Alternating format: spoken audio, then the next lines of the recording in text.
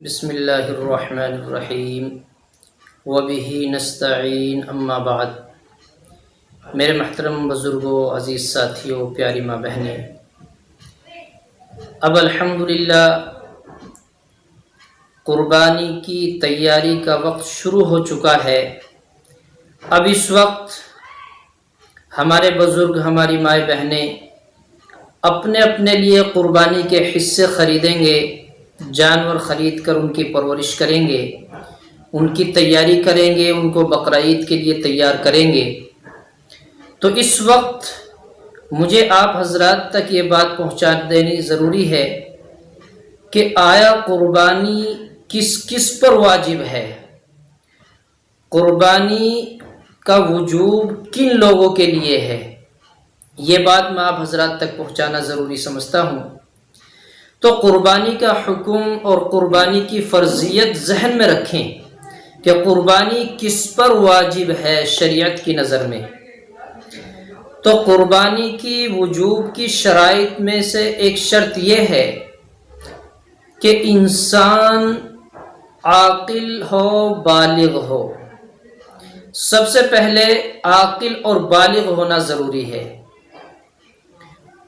اور پھر آزاد بھی ہو، عاقل بھی ہے، بالغ بھی ہے، آزاد نہیں ہے، غلام ہے تو بھی شرط نہیں پائی جاتی، تو آزاد بھی ہو، اور پھر قربانی کے وجوب کے لیے 52.5 تولہ چاندی یا 7 تولہ سونا، 7.5 تولہ سونا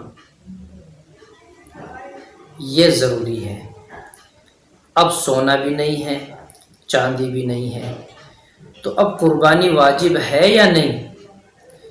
تو یہ بات سمجھیں کہ 52.5 تولہ چاندی کی مقدار، یعنی جتنی قیمت 52.5 تولہ چاندی کی ہو سکتی ہے، اتنی مقدار کی کوئی اور چیز ہو ضرورت سے زائد، جو گھر کی ضرورتیں ہیں، ضرورتیں اصلی، ان سے زائد جو چیزیں ہیں، اگر ہم ان کو شمار کرتے ہیں تو ان کو شمار کرنے پر ان کی قیمت 52.5 تولہ چاندی تک پہنچ گئی تو پھر اس پر قربانی واجب ہے۔ ایک شخص کے پاس کچھ رقم ہے، تھوڑا چاندی اور تھوڑا سا سونا ہے، تمام چیزیں ملا کر اتنی قیمت کی ہو گئی کہ 52.5 تولہ چاندی کے برابر ہو سکتی ہے، تو اب اس پر قربانی واجب ہو گئی۔ تو اس میں ہماری وہ ضرورت سے زائد چیزیں بھی آتی ہیں۔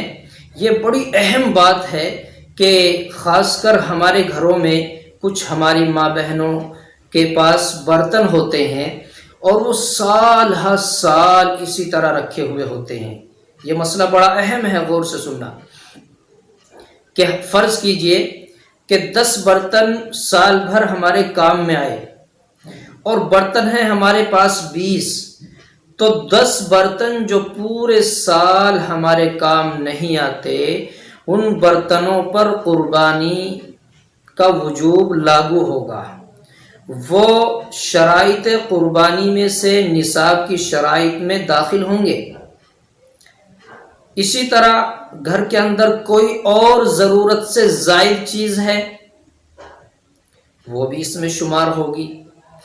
تو اس لیے جو ہماری ضرورت کی چیزیں ہیں وہ نصاب میں داخل نہیں ہیں، اور سال بھر جن چیزوں کی ضرورت نہیں پڑتی، زائد ہیں، ضرورت سے علیحدہ ہیں، تو ان پر ہماری نصاب میں شمار ہوگا۔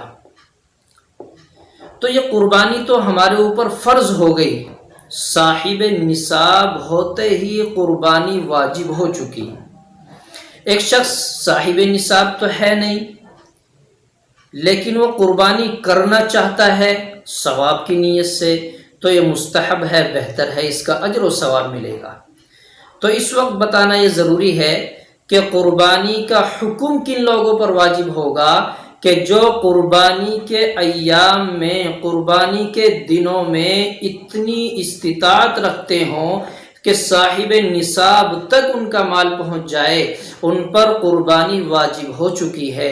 قربانی ادا نہ کرنے کی صورت میں گنہگار ہوں گے، جس طرح زکوٰۃ نہ دینے کی صورت میں گنہگار، رمضان کے روزے نہ رکھنے کی صورت میں گنہگار، حج فرض ہو کر ادا نہ کرنے کی صورت میں گنہگار، اسی طرح قربانی واجب ہونے پر اگر ادا نہ کی تو گنہگار ہوں گے۔ نبی علیہ الصلوۃ والسلام نے ارشاد فرمایا کہ اگر کوئی شخص قربانی نہ کرے فلا یقربن مصلانا، تو وہ ہماری عیدگاہ کے قریب نہ جائے، یہ وعید ہے نبی علیہ الصلوۃ والسلام کی طرف سے۔ تو قربانی کا حکم میں نے آپ کے سامنے بیان کیا کہ قربانی کس پر واجب ہوتی ہے۔ قربانی کی شرائط مکمل ہونے پر ہم قربانی